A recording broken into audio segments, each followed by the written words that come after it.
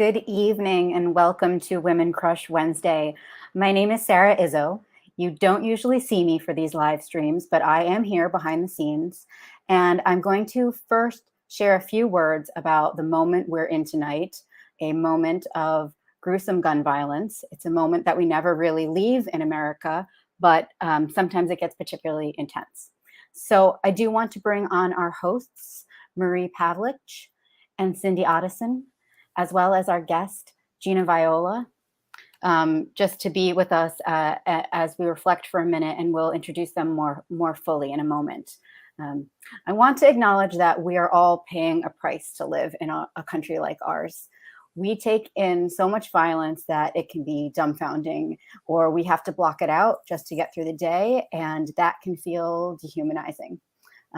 I, for one, have just been moving a little slow today, and I finally realized, this is grief. It's this kind of effortful moving through ordinary things, and it's not just for grief for people who have been killed or for lost someone, but because this is how we live, and we don't have to live this way. Capitalism teaches us to put all that aside and produce, and understood that most of us don't have the privilege to process all our feelings and channel them today. But neither do we have to pretend that we're not feeling the weight of the many broken parts of our society.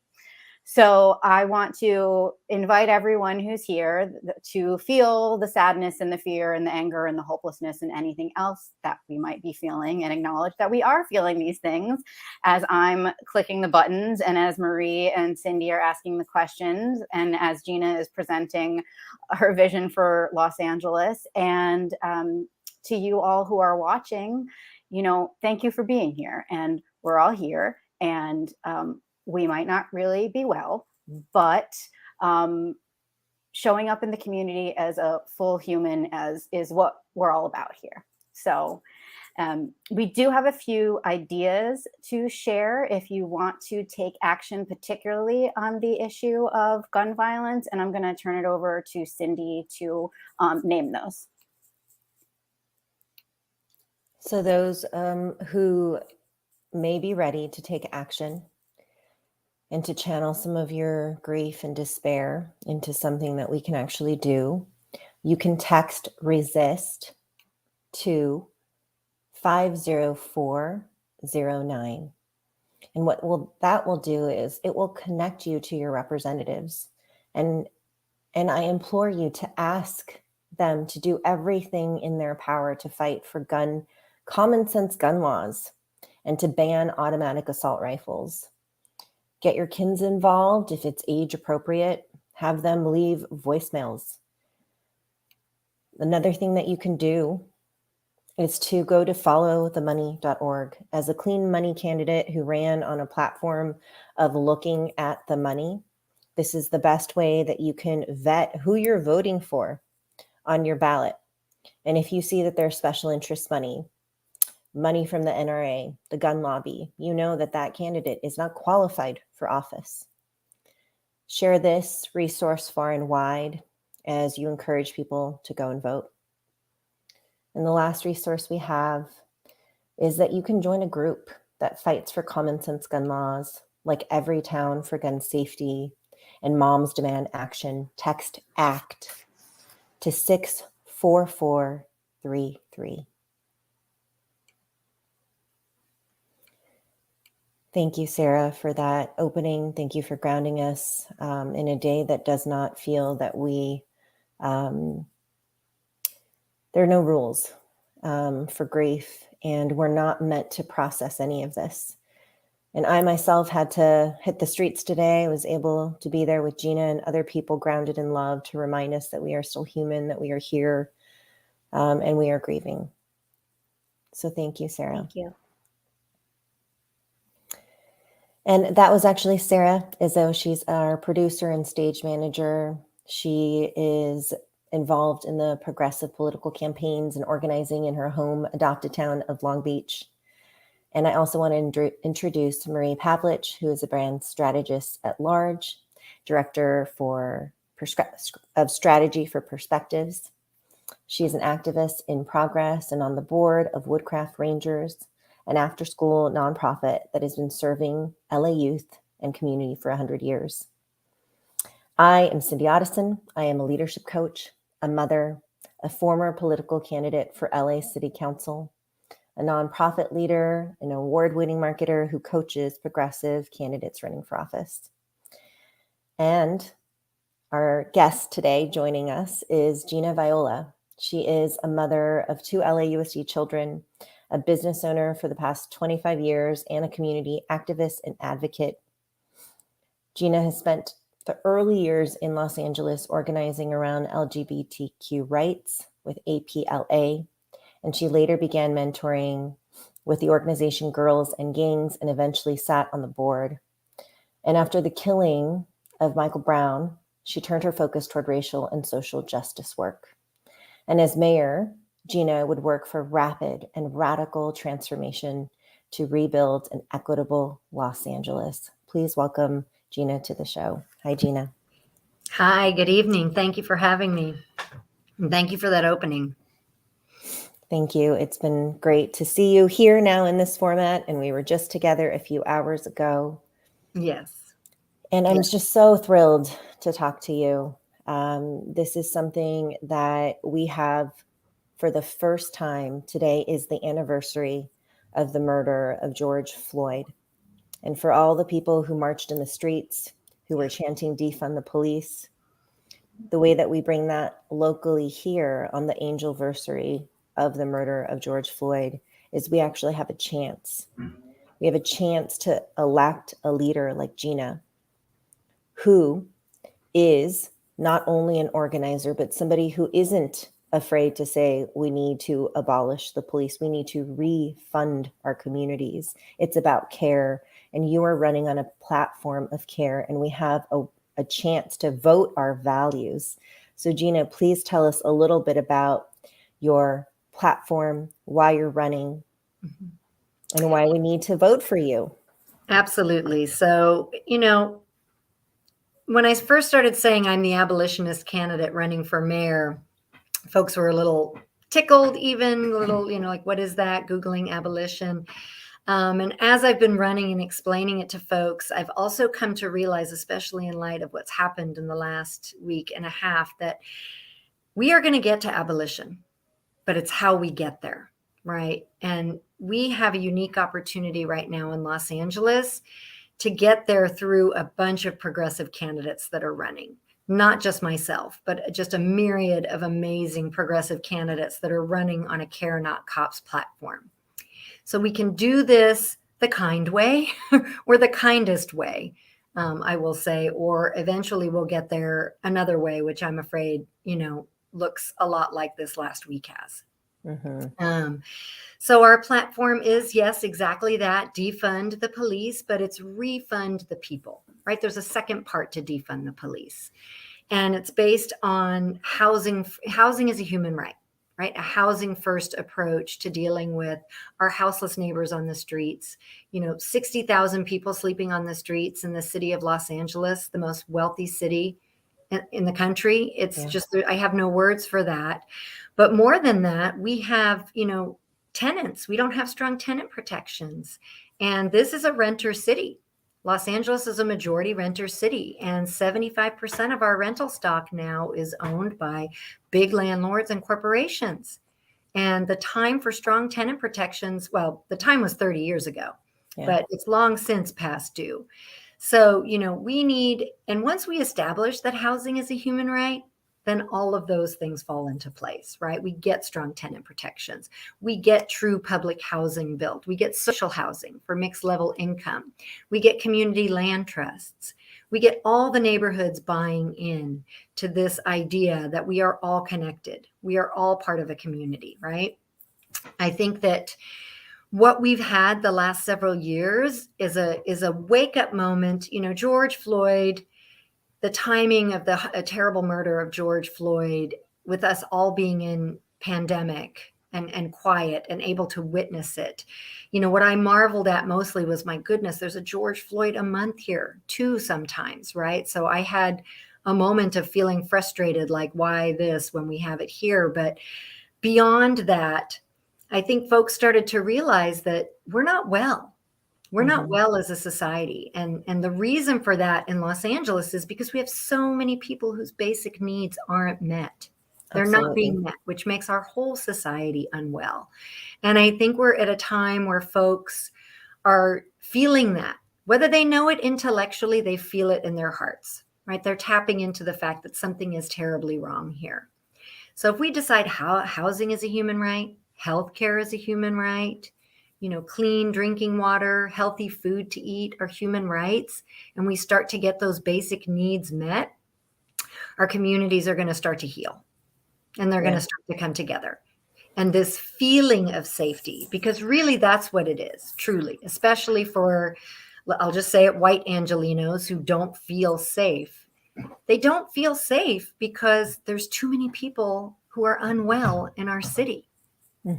It's not that they are unsafe. If you look at crime levels, if you look at them historically over 20 years, we're at a historic low for crime, violent crime and property crime. Are there blips? Yes, there are blips. And the media can jump on those and publish that we have, these crime sprees. But that's not accurate. The accurate depiction is that crime is at an all-time low, but people still don't feel safe, right? And again, it's because so many people are unwell. And what you point to is really, it's the intersection of all these issues, and that through line that people often have a harder time being able to see is the system of white supremacy, of the different narratives that continue to pit minorities or to continue to pit people of color against each other, to continue to place that fear in people's mind. And if we really look at it, the platform of care and housing as a human right should not be something that is revolutionary. It shouldn't be something that is extreme. Right. It's literally refunding the communities because, like you say, healthy resource communities don't have crime. Right. And we know that. We can see that. Right. There's data backing it. And what I love about your platform, and even just listening to you speak at the debate last week at the KCRW LA Times debate, you got the other candidates to say, yes, housing is a human right. Yes. Now we need to hold them to it. Those are two sitting representatives. One is a congressperson, one is a city council person. Everybody call them. And yet they say it, right? And here's what is so interesting about Los Angeles, and the reason why we are one of the richest cities in the world, and we have 66,000 plus people experiencing homelessness.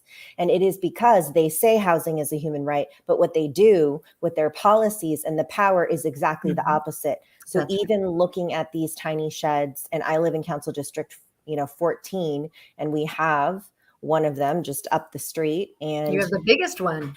We have that's the Arroyo, and then the one on Figueroa. And here's the thing, there was an article that came out last week from KCRW, right? It was KCRW that said that the money that is being spent on these individual sheds with resources is $3,200 a month. Right. And that just goes to show we spin in trying to create solutions that actually aren't housing. Right.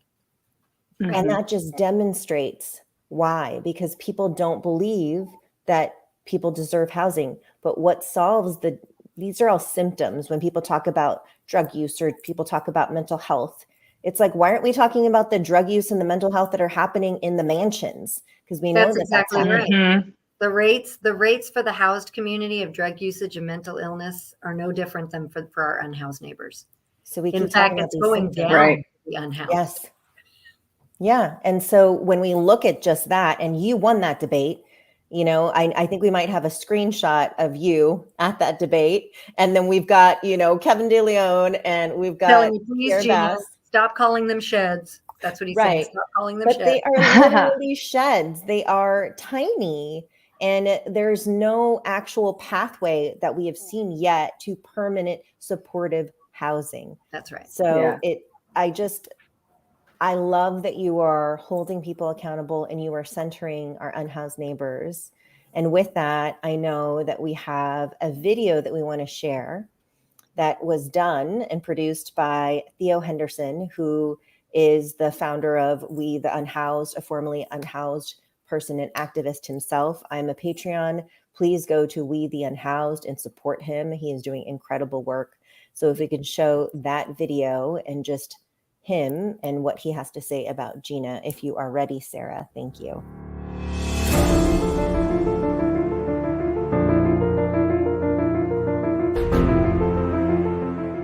Hi, my name is Gina Viola, and I am a candidate for mayor of Los Angeles. When she first got into this work with the houseless, I was supportive, but I didn't quite get it. And then I started coming out on the street with her and really seeing the connection we were making with people. So I started doing things like going to get tents and going to get water. I think the most important thing about my mother is her kindness and her empathetic connections to other people, anywhere. She frequently goes out on the street in our own neighborhood and interacts with our houseless neighbors, and even goes out to other communities that she is not directly a part of and makes outreach there. She is kind to everyone, and she really knows, she really tries to do what's best for them all.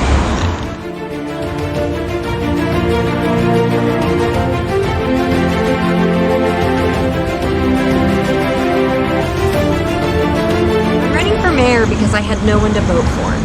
The other candidates I'm running against haven't spent any time out on the streets. I don't think they've ever even spoken to an unhoused person. How can they possibly be making decisions for them without directly approaching them and discussing things with them? I value my family. I value our neighbors. When we first moved to Hollywood, it was really important for me to take our children around the streets of Hollywood, to see the unhoused folks living there, to make sure they understood that they're our neighbors too.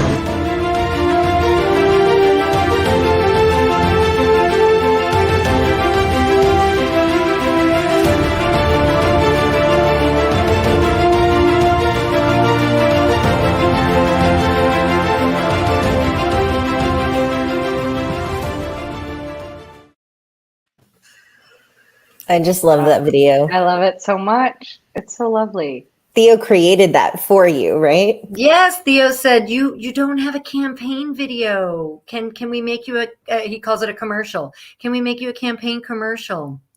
And I was so touched and honored. You know, we've had no time to do anything, and folks have really just jumped in, like Mike, who you saw today at BLM. I mean, same things. Folks have just shown up, and so Theo, you know, had me meet him. We met on Selma, which was the encampment I was supporting for several years, and you know, he took a few clips.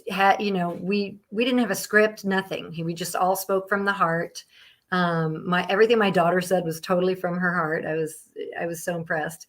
And then eventually he gave me this rough cut, and I was like, it's beautiful. I don't think there's anything rough about it at all. I love it exactly the way it is. So this is the first time everyone has seen it. So thank you for letting us debut it here tonight. And we're going to get it out. Debut. Yes. This just speaks to the grassroots campaign that you've built, to the grassroots movement that you've invited people to join in on this. And I just love, because you have an organizer's heart, and we can see people just really show up for you.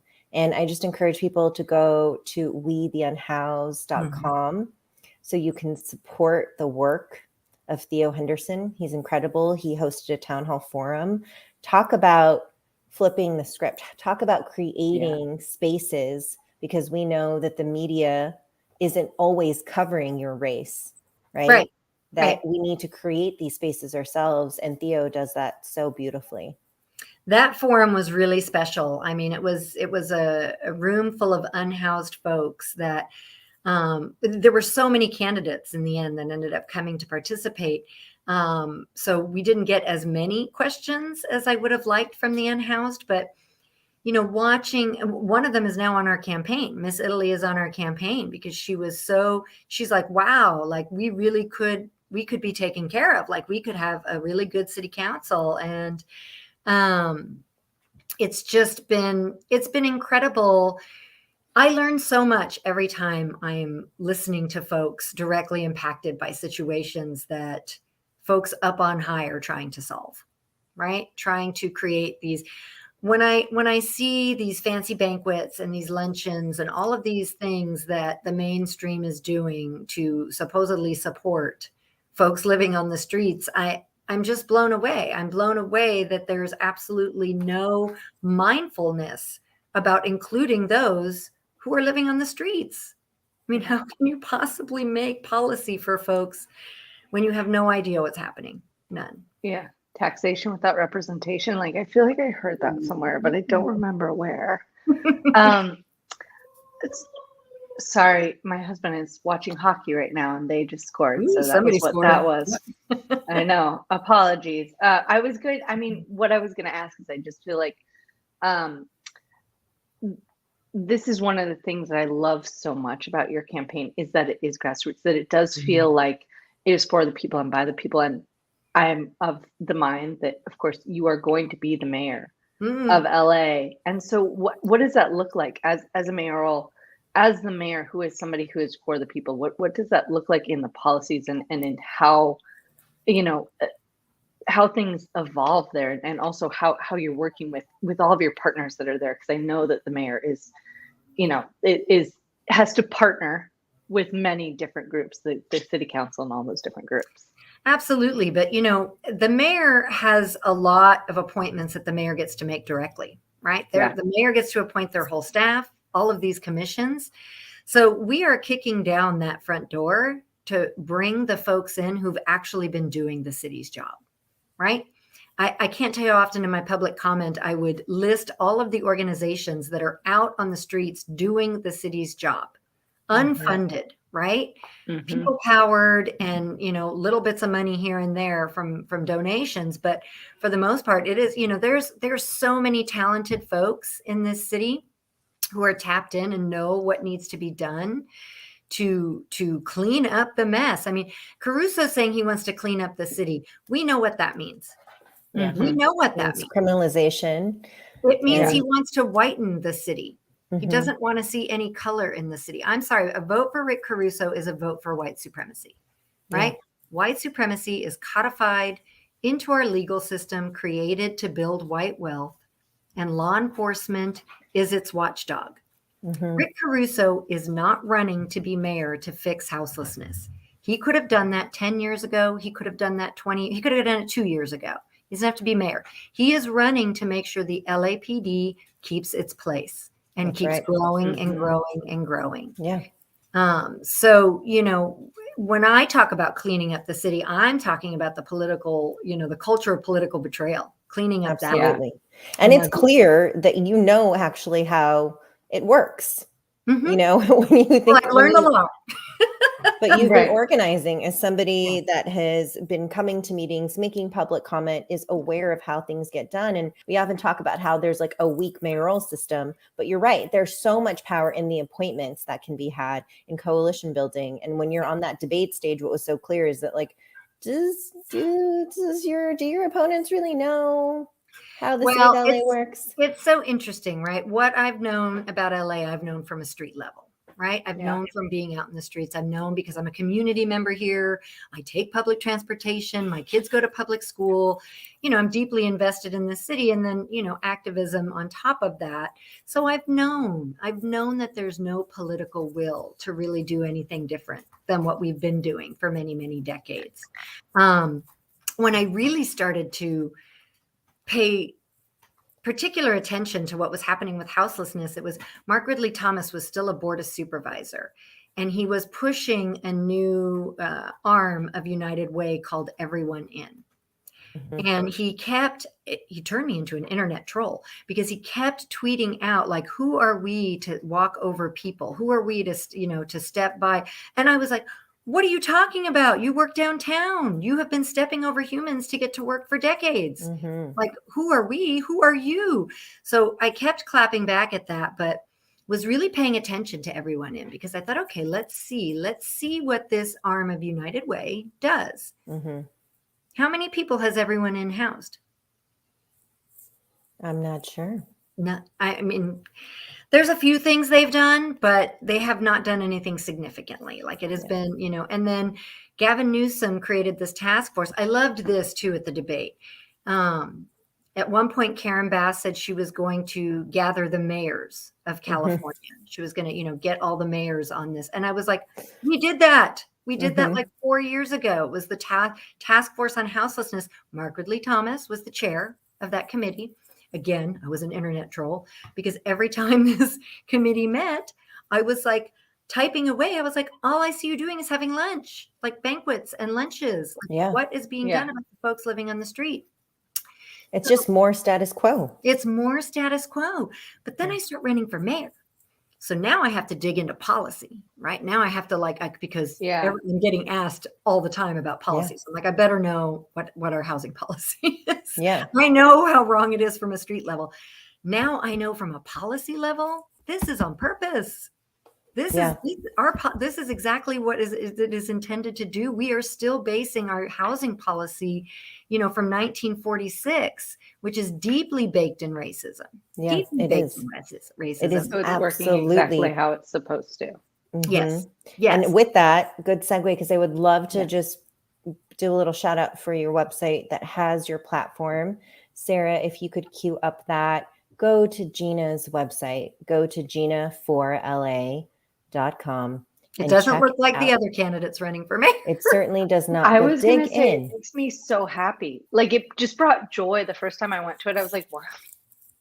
Like, what is this? I was so happy all of a sudden. So I just feel like the you-ness is coming through in there and in a way that's just so lovely. I even love that you have crowdsourced, the different campaign, posters and that way you're showing you can feel the idea of this organizing and this community and being for the people, because that is what our leaders are supposed to be doing for us. We are electing them. You are going through a job interview, right? To work for the people right now. And I think we lose sight of that so often where it's like we get scared of the idea, but our leaders work for us. Our politicians work for us. And I think that is why it's so important to look to somebody like you who is with us, who's talking with the people and not just talking with the privileged people, but also with the full gamut of what LA looks like. So I really appreciate that. And I know we are running very short on time, but I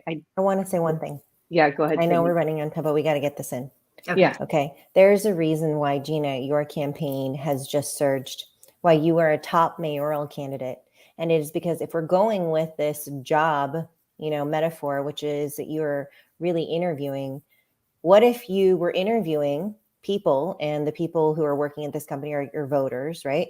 But if the people already knew you and you would immediately feel trust, and you have built trust in the organizing spaces that you have, organizing with White People for Black Lives Matter, organizing with holding the LAPD commission accountable, and so people are like, where did you come from? You've been here. You've been fighting. There's trust that you have built. So I just want to encourage people, every single person that marched 2 years ago, every single person that was and is for defunding the police, it's time to vote your values.